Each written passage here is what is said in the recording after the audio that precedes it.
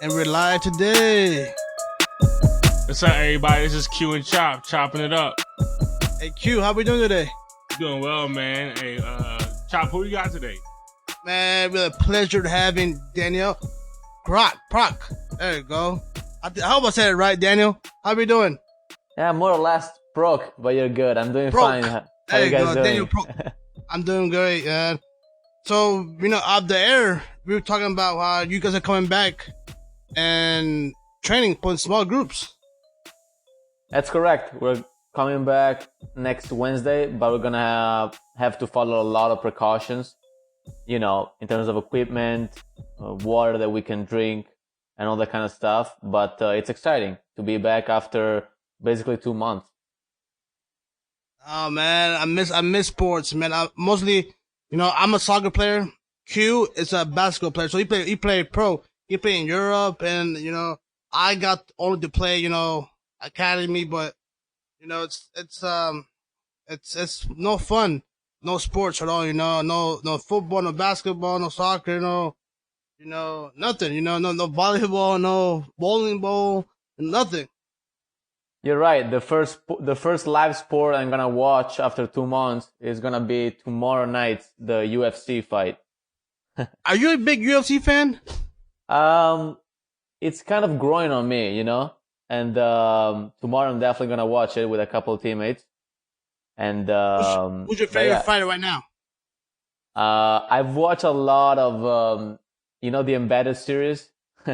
Yes. We've been watching a lot of that, and we watched the Notorious, the documentary about Connor. So as a European, I'm gonna have to go with Connor, man. No, man. Conor McGregor, man. Conor McGregor is a huge superstar. He made the UFC like 10. If the UFC was big, he made the UFC. I feel like 10 times bigger. With his attitude, with his, I'm gonna come here and I'm gonna kill you. I'm gonna destroy you. His last fight, I don't know if you saw it. It was on January. He destroyed Cowboy in 40 seconds. Yeah. In January, right? Yeah, and then it's crazy, but I'm glad that UFC is stepping up, and then I want to see Gaethje against Ferguson. It's gonna be a good fight. It's gonna be a good one because they're both kind of insane. They both love blood, They both want to see blood. So Daniel, I want to go back to Italy, How did Daniel grow up?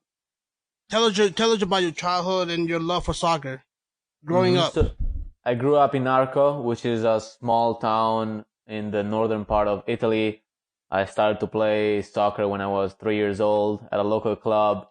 And when I was 15, I moved out of my house. I moved away from my family, moved to a new city. So I had to, attend a new school, started to do things like wash my own laundry, do my own laundry, get my own groceries, cook my food. Because I started to play for the academy of a professional team in that city. And I stayed there for 2 years. And then I moved to another city, where the club basically played for a 4th division club in Italy, which was considered semi-pro. And I played there 2 years. And then when it was 2016, I decided to come to the United States with a soccer scholarship. And I first went to Catawba College in Salisbury, North Carolina. Played there 1 year. I did very well. My sophomore year, I was able to transfer to Duke in Durham. And I played there sophomore, junior, and senior year. Graduated this past December. And now, 3 months ago in February, I signed my first professional contract with North Carolina FC. Congratulations on that, man. That's big time, but I ain't gonna lie, man. We both some Carolina fans, and you over here a Duke fan, man. We commend you, man. You got a great career. You play really great soccer, but I feel a type of way about Duke. Don't worry, man. I live with a UNC grad, so you're all good. I'm used to the rivalry. How was it, man, coming over here and playing in that Duke Carolina rivalry? Like just that feeling. I'm sure you might have had something like that back at home, but how was that? How was it? Yeah, it was nice, and I will say that I kind of learned about it when I was at Duke. I didn't know much about colleges before, and especially in basketball, I started to understand how big these two teams hated each other, and at the same time how close they are, right, geographically speaking. And obviously that rivalry reflected in our games, and also in our pre-games when there was a basketball game. And yeah, it was beautiful. It was a healthy but very competitive rivalry. It's like back at home, AC Milan and Inter Milan. Yes, but that can get ugly in that, fans can actually get to the point where they hurt each other, which is not good. Here in the US, it's more of a well-mannered rivalry. Yes, it is. But when you go to Instagram or Facebook, now they're like, no, we don't like Duke, but they get it going, man. The crowds get them going on social media. Yeah, for sure. It has to be that way because these two teams, these two universities are literally 15 minutes away from one another. So it's definitely good to feel that fierce competition going on. Yeah, you spoke on people getting hurt. I learned during that I did physical education. I did sports management as my major. They called them hoodlums, quote unquote. People after soccer games that would go fight and stuff like that. That's what you're talking about. Yeah, in general, I'm talking about that. Unfortunately, in Italy, Europe, maybe even South America, you have ultras that exaggerate in their behavior. So sometimes they clash against the police, and maybe civilians get hurt during that clash.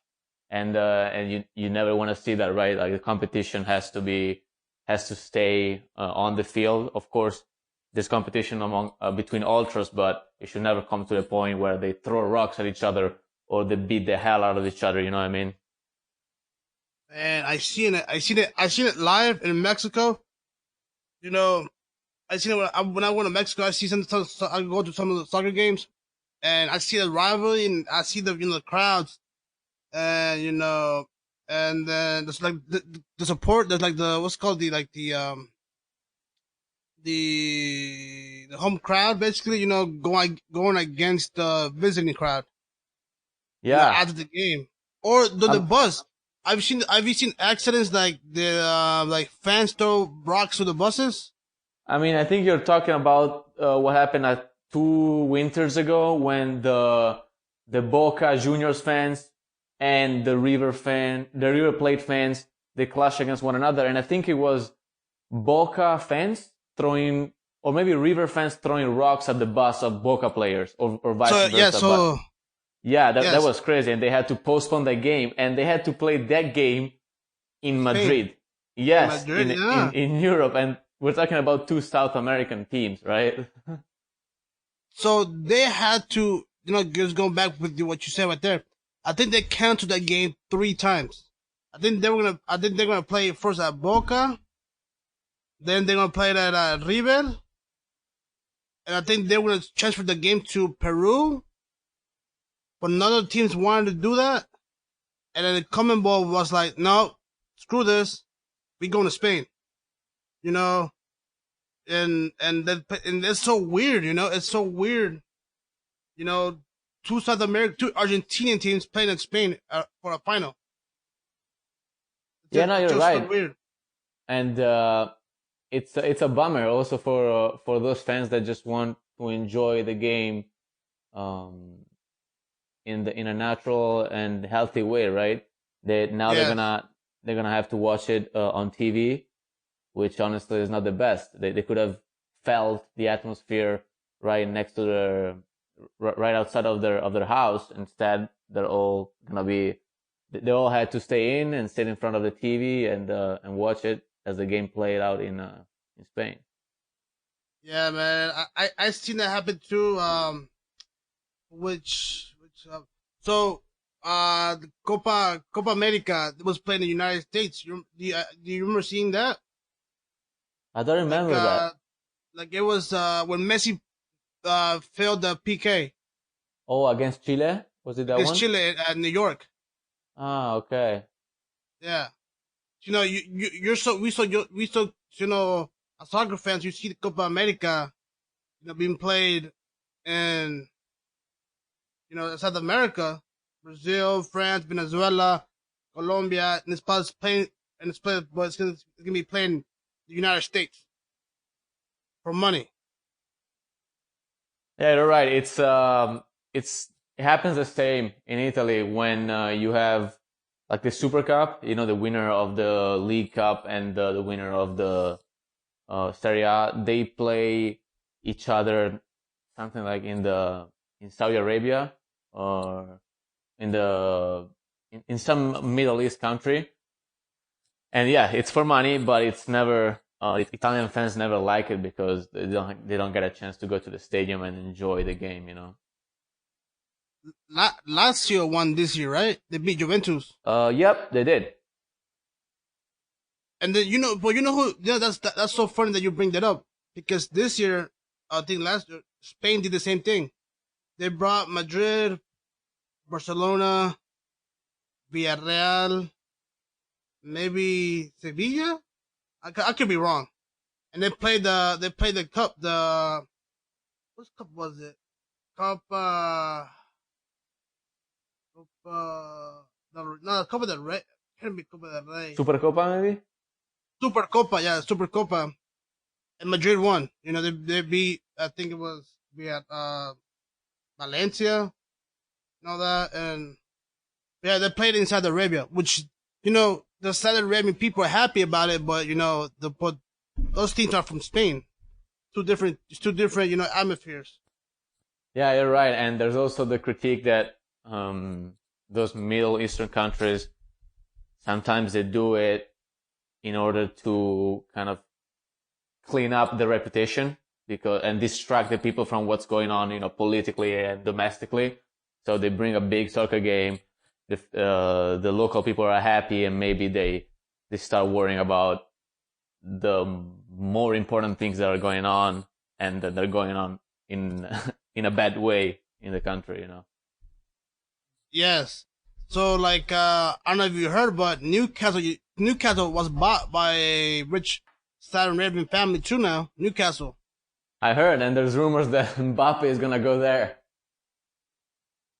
And Mauricio Pochettino is gonna be the coach too. I heard that. Wow, big time signing. Mauricio Pochettino is a great coach. I would love one day to to learn from him, because I coach for the NCFC youth program, the challenge. But man, it'd be great to have him as to listen to him and listen to the theories of soccer with him. Yeah, for sure. He showed it last year, right? He brought Tottenham, a team that didn't really have a deep roster. He brought them to the Champions League final, so for sure that guy knows a lot about the game.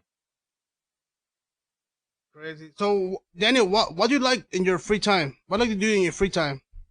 So I report and I write, and so you can say that I'm a freelance writer. I like to pitch stories to both Italian and American publications. And right now also I'm writing a blog for NCFC. It's called NCFC Insider, and I like to tell those stories that people usually don't hear about the NCFC professional players, right? I'm also gonna open it up to the coverage, so I'm gonna expand the coverage. And yeah, besides that, I keep looking for story ideas, and hopefully publications like them, so I can propose these ideas to them and have the stories published. That's awesome, man. Do you ever want to take your writing any further? Do you enjoy writing? Like, do you want to write a book or maybe poems or short stories, anything like that? For sure, man. I love journalism. I studied journalism at Duke, and once I stopped playing soccer, I want to get into journalism full time, whether it's paper, whether it's broadcasting, whether it's radio. I don't know that yet, but for sure I'm gonna be in the journalism industry. That's awesome, man. I like writing as well, novels and stuff like that. But how was your transition from Italy to the America and playing soccer in college to Catawba first and then to Duke? Yeah, when I first came to college, I encountered a different style of soccer. It was more chaotic, more running based. I would say also physical, and but I was able to do very well my freshman year I played as a holding midfielder. Right now I played more of a second forward or winger. And as a holding midfielder, I scored like 8 goals and had 7 assists.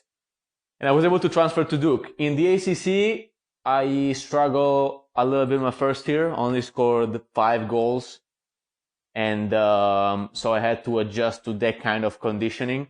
I wasn't really fit enough for a Division 1 ACC 3-month season. We would play Tuesday, Friday, travel in between. It was really exhausting. But my junior year and my senior year, I was able to turn that around by taking care of my body, by doing extra training and eating properly, and I was able to succeed. Now in North Carolina, I've only played 1 game because obviously our season got postponed because of the virus. But I feel like I've seen more of a style of soccer that I was used to in Europe, in that it's a more calm game, more tactical. People think more about what to do versus in college, where people run a lot without a sense of direction. And this is more of an adult game, a professional game, which I like a lot. Yes, like when I see the ACC games, I feel like it's more of a speedy game. Like it's like the center back bombs the ball to the forward, and you pray that you get the ball and play on. And then with Coach Dave, it's more like you play from the goalie, you pass it to DJ, get to Dre passes to you, and then we work from there. And it's more tactical, which I like. And Pep Guardiola is the best example. Tiki taka, push the ball forward, side to side. Let the ball run, not you run. And then, but when like the college teams are more like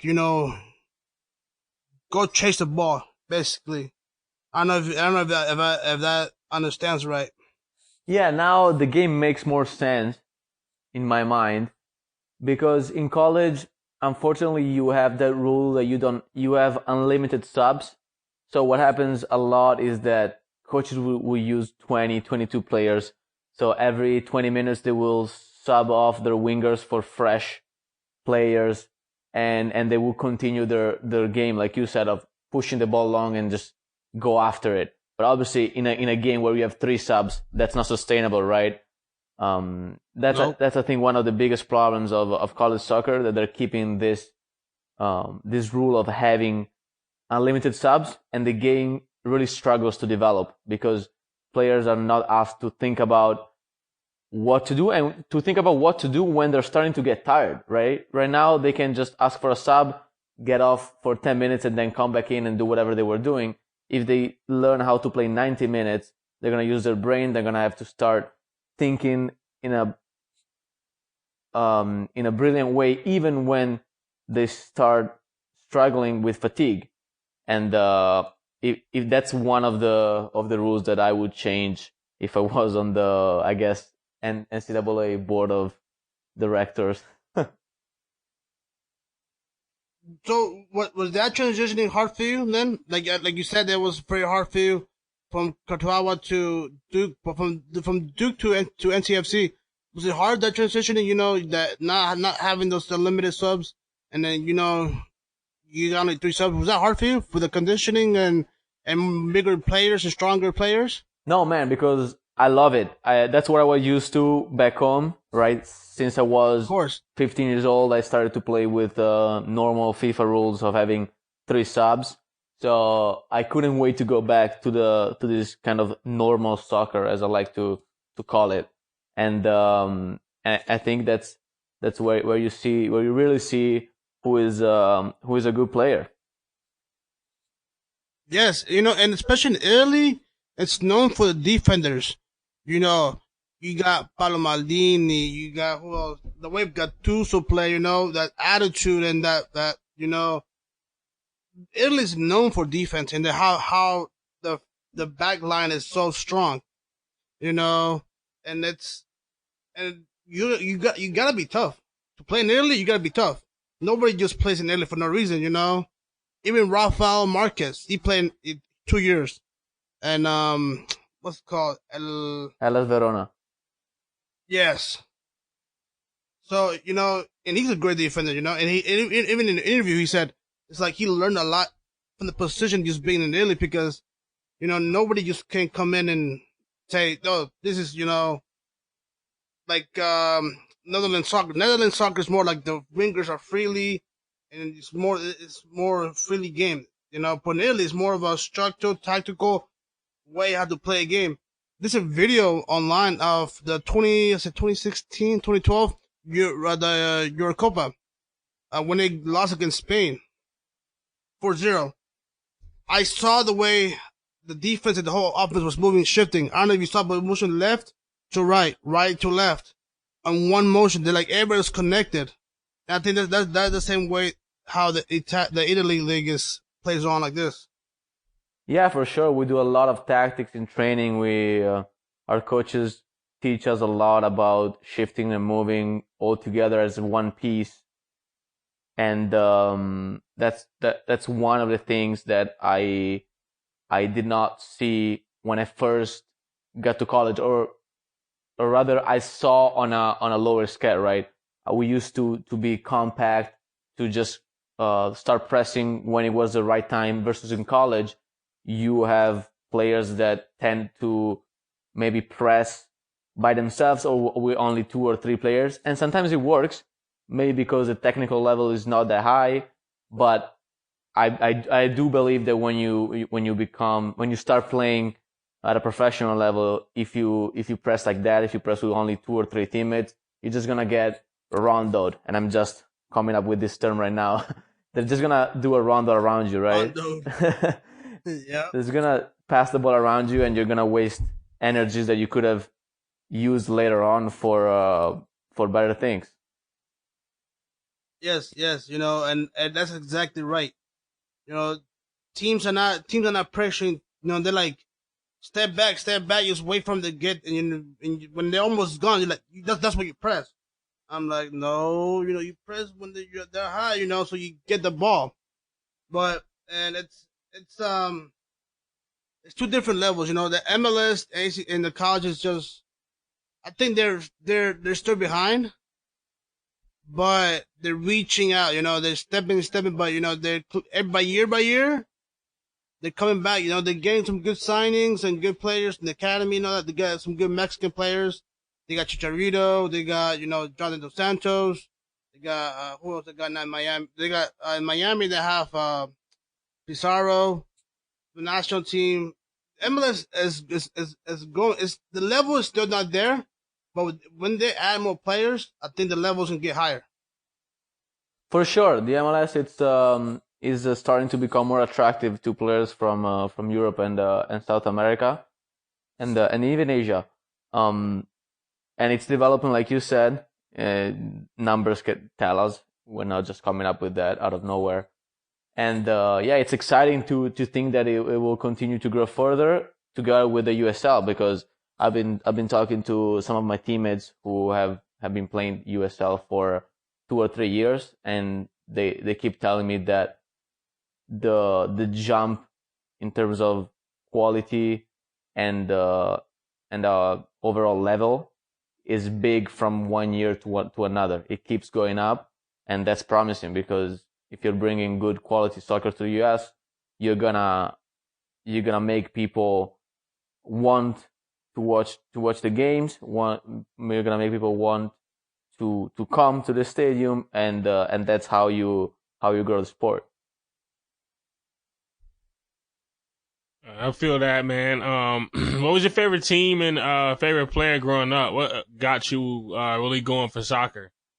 Well, my favorite team is AC Milan, which used to have great years when I was growing up, because in the early 2000s, right, the AC Milan would always get to semi-final of Champions League.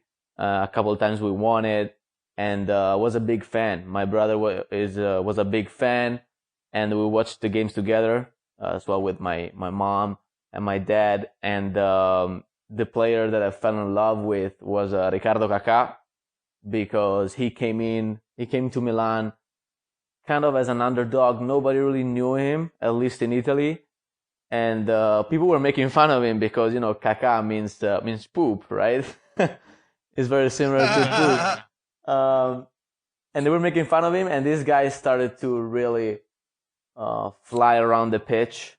And myself and other AC Milan fans just fell in love with the guy, with his pace, with his technique, with his right foot, left foot, his ability to see the game and to assist people like Shevchenko, Inzaghi, Crespo, and so yeah, I would say that Kaká was the guy. Man, I'm looking at this team. Man, you got Dida, Maldini, Nesta, Odo, Gattuso, Pirlo, Ambrosini, Seedorf, Kaká. Man, that were some teams.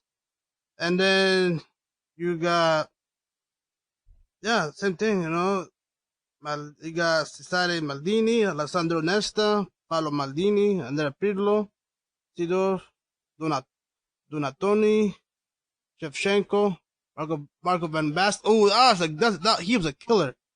Marco Van Basten. Man, Milan had the great ages, the early 2000s. Yeah, you're right. And those names make me feel nostalgic, because right now, unfortunately, we don't really have that amount of talent on our roster. We have the keeper Donnarumma, and maybe our captain, the center back Romagnoli.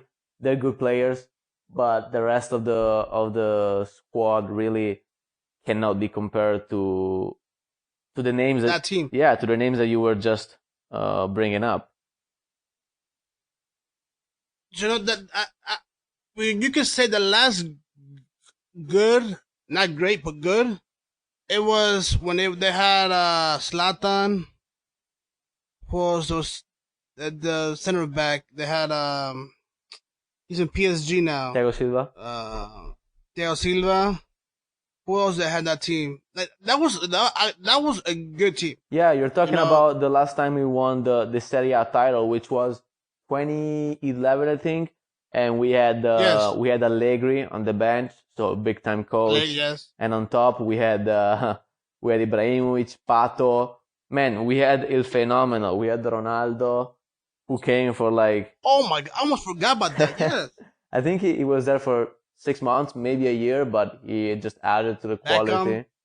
Beckham will come for 3 months when the MLS was in its off season. And then unfortunately all those champions, they either retired or they transferred to another team, and AC Milan was left with very little. They had to just rebuild the team from scratch almost, and at that level you cannot afford, or let's say that you just don't rebuild a team in one summer, right? And we saw the results in the following years, and we're still seeing them now. It takes long to build a winning team, and we haven't recovered yet. Don't forget, you guys had Ronaldinho too. Oh yes, Gaucho. That was a great team too. With Kaká, oh man, I think Kaká's best years was at AC Milan. I think Kaká going to Real Madrid was was a hiccup. Mourinho did not use him very well. Mourinho, I've mixed feelings by him. You know, the way he treated the Real Madrid squad and the way they treated Iker Casillas and Sergio Ramos and getting a new goalie in. The Kaká was on the bench. The way Raul left. I'm not. Going back to Kaká, but I don't think that was a great idea for him to go there. Yeah, man, it's tough, especially when you have a coach like Mourinho with a lot of personality, coaching players with a lot of personality themselves. Sometimes it just doesn't work out, right? And you mentioned Kaká leaving as a bad choice. I agree, but who knows what was going on in terms of money, right? And another player that didn't do well when he left AC Milan was Andriy Shevchenko. He went to Chelsea, and he wasn't himself. And both Kaká and Sheva, they came back to AC Milan a few years after, but obviously they were not the same. They were a little aged, and they couldn't perform as the fans remember them from the golden years. Yes, Kaká won the Golden Ball 05, 06? So we won our last Champions League in 2007 against Liverpool. So I think it was that year. Yeah, 2007. Because I assume. And then yeah, go ahead. Because he was the last one before Messi or Ronaldo won like the whole 12 in a row. Yeah, with just you're right. With just the interruption by Luka Modric. Yes, another great Croatian soccer player. I love him. I love Modric. Oh yeah, for sure, big talent, and the whole Croatian squad it's still big. They got to the World Cup final a couple years back, and they have a lot of interesting players. Well, you think about the midfield. The big two midfielders play for Real Madrid and Barcelona. You're right, and don't forget Kovacic. Not forget Perisic, who plays for Bayern Munich. Perisic. So a lot of big time players. That's Croatia in 2014. They played Mexico and they got beat. But this new Croatia team, I think this was the best time because Modric was on his prime, not too old, but he's getting older now. And that Gogovic and Perisic and all them. I think that was the right time. I think they had a great time, but they could have won it too. I'll give you that. But France, man, France is just a different animal now. Oh yeah, and they played at home. They had big motivation to perform in front of their fans. And man, they had on top they had Griezmann, Giroud, they had Mbappe, and then Pogba in the middle. It was a very talented squad. Yeah, Conte. Oh man, Conte is the brain of that team. Oh yeah, and he can run forever. He covers so much ground. So now we're away from soccer. Now what we're living on now is COVID-19, known as coronavirus. I saw that you wrote, or they asked you to write about your family in Italy. How's that taking a hit on you? Yeah, man, it's not been easy to watch them struggle with that because up until May 3rd, which was when Italy partially reopened and they were able to, take some walks and finally see the sunlight. Before that, they would just be locked in. They would get out only to go to get groceries and maybe to the pharmacy. And it was really scary because people around them, they were filling up the hospitals. A lot of people were dying by themselves because, the relatives of people are on hospital beds. They couldn't go there to see them die, basically, and they couldn't perform any funerals. So it's been tough to watch them. We will connect via Zoom and talk about it. and they would update me on what the government would say. Every day they would give an update on new cases, deaths, and yeah, I try to stay positive, to stay optimistic. With them, we would play games sometimes to kind of get distracted from this crazy pandemic. And right now, I'm happy to say that. Well, first off, I'm happy to say that my grandma is fine. She was at risk because she's 80, but she's been taking care of herself. She's living by herself up in the mountain, so that's definitely a good point. And now my family has started to get out a little bit out of their house. They still haven't resumed working, and that's gonna take at least another month or two from what they say. But with the good season coming, at least now they can go for a walk. They can see their relatives, and that's all you can do. So you can see people that are related to you, or your fiance, girlfriend, and whatnot. But it looks like the situation is slowly looking up, and I'm happy to say that. Yeah, we're happy to hear that your grandma's doing good, man. That's awesome. Sad to hear that all that devastation is going on over there. It was worse there for a while. Now it's coming to America for a bit now, coming kind of strong. So, but I'm glad we're getting over it. Do you like or play any other sports besides soccer? Soccer, tennis. I like tennis, and No, you gotta explain soccer tennis. Okay. What's soccer tennis? Okay, soccer tennis is what it sounds like. It's basically a combination of soccer and tennis. You usually play something like 2v2. You set up a net, and two fields, and it works like this.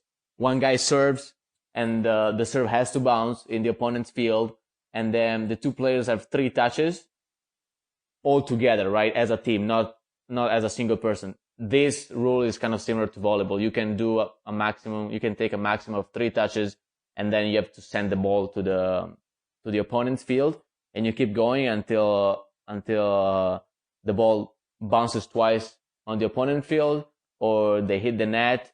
And it's very fun, man, because you can smash the ball. You can take bicycle kicks if you're on grass.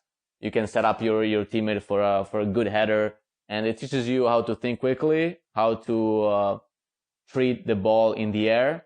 So it's definitely, and it's also a good workout because you sprint right and left. It's like tennis players; they sprint a lot, and so you also get your cardio going.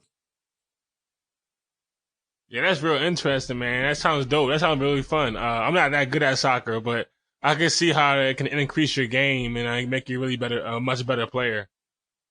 Yeah, and if you ever come to our trainings, before we begin, usually at 10 a.m., we have a group of guys playing soccer tennis and a group of guys doing rondo, which I think both are great for your touch, for quick thinking, and also to have a laugh before training, to just get yourself in the right mood before warming up. That's awesome. So you don't watch any basketball or anything or football? No, for sure. I watch them, but I don't play them because I'm pretty bad at them.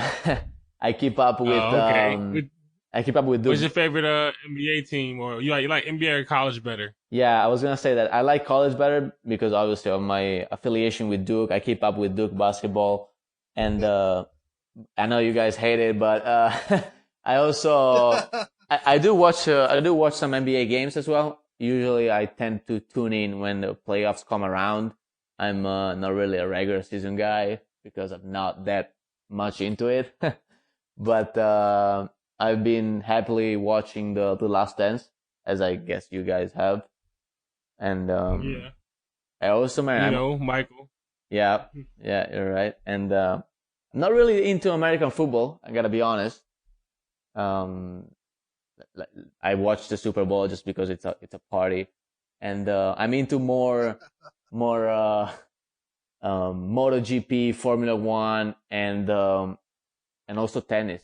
I'm sad that they canceled Wimbledon, the big tournament on grass in England. That's my favorite to watch. It was supposed to be in July and it got postponed. So we'll see what's up with that as well. You play golf? No, man, I tried. I gotta be honest, I tried, but not my cup of tea, man. Man, if you're gonna say if you said, man, I'm really good at golf, I'll be like, all right, you gotta play one day after Corona's done. I mean, you gotta play, see who's better. Unfortunately, man, I did try. I gave it a go a couple times, but it's just, I can't swing, and I missed the ball a couple times, and I felt like a complete idiot. Yeah, I'm like you, man. I'm not really feeling golf. I'm not there yet. I'm not at that age yet. You're right. I do think that at some point in life I'm gonna get there, because it doesn't require a lot of mobility. So probably it's a sport that I'm gonna get into when my bones start cracking up.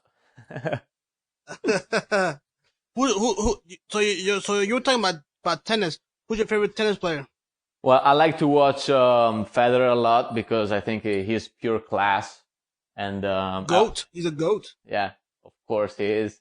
But man, all those guys, tennis is a tough sport mentally because of many reasons. But I also keep up with the Italian guys, right?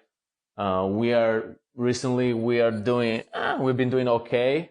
But since there's not a big Italian player that aspires to be top 5, I usually watch guys like Djokovic, Federer, Nadal, those guys that you surely know. Yeah, Nadal, Federer, Djokovic, even the girls, Sharapova, the Williams sisters, there's a new upcoming Coco. She's good too. She played here in North Carolina. She played in Winston-Salem last year. And then there's another Asian chick but she's like mixed black and Asian. She beat Serena Williams in the U.S. Open in 2018. Osaka? No, Osaka. No. I could be wrong.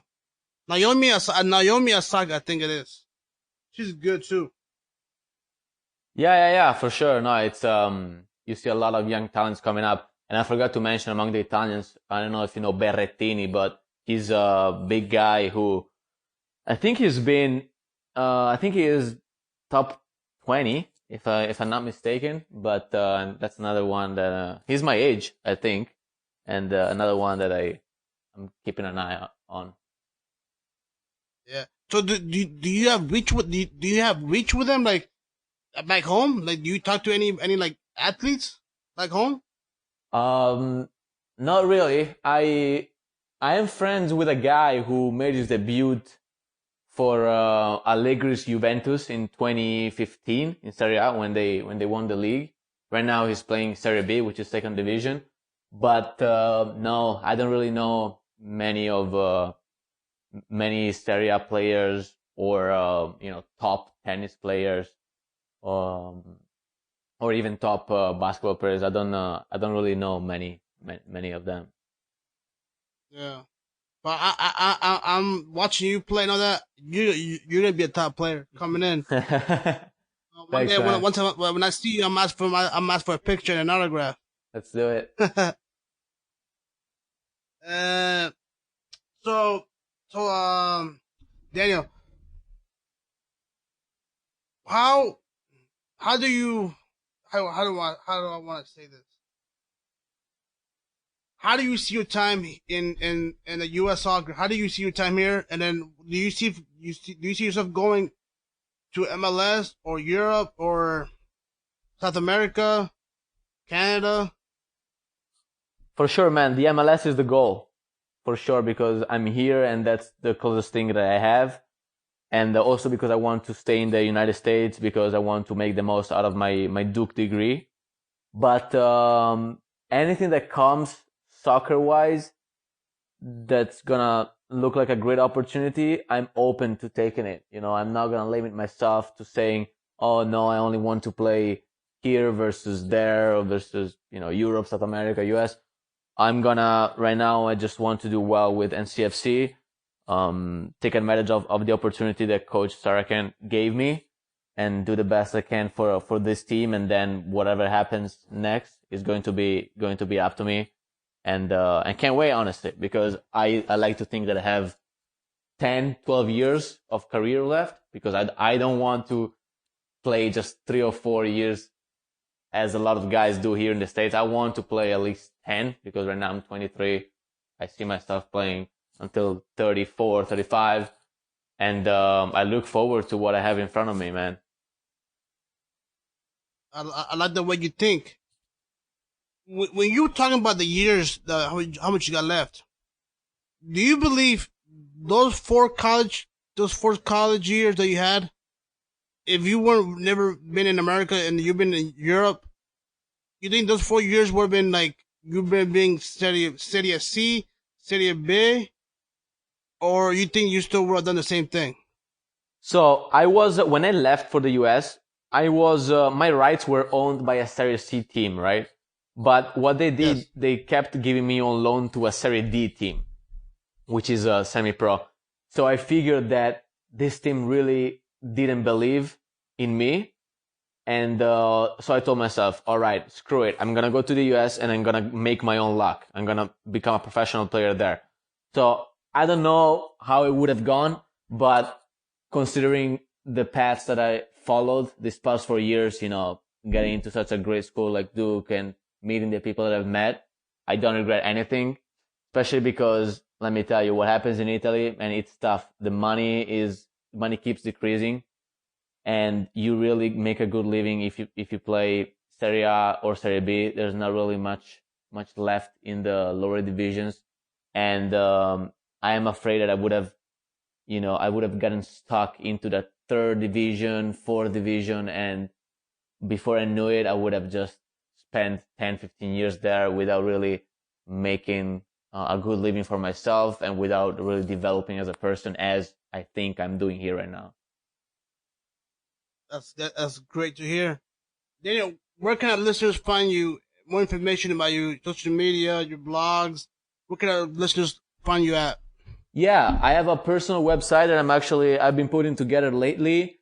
It's on Wix website, or which you can find if you follow me. Yes, on Twitter, it's Proch Daniele.